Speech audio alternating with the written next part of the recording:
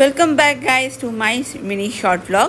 So আজকেই আমার পাড়াতেই এখানে বাবা অমরনাথের পুজো হয় আর সেখানে ভোগ দেওয়া হয়। তো সেটার জন্যই আমরা গেছিলাম দর্শন করতে আর ঠাকুরের ভোগ নিতে। তো চলো তোমাদেরকে দেখাই, খুবই সুন্দর। এখানে হিমের বাবা অমরনাথের একটা মূর্তি আনা হয়, সাথে শিব ঠাকুরের মূর্তি তো এখানে আছেই একটা। তো খুব সুন্দরভাবে এখানে আয়োজিত করা হয় প্রত্যেক বছর।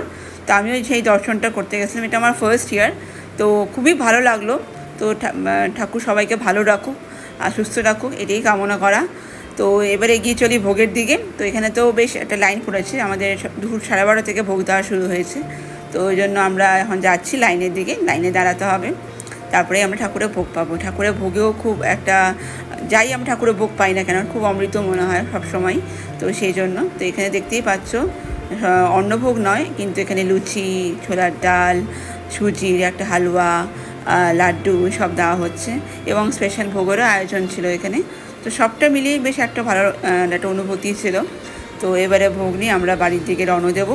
তো আশা করি তোমাদের এই ব্লগটা ভালো লেগেছে আর তোমরা আমার চ্যানেলকে সাপোর্ট করো, ভালোবাসা দিও আর সঙ্গে থেকো। Bye bye.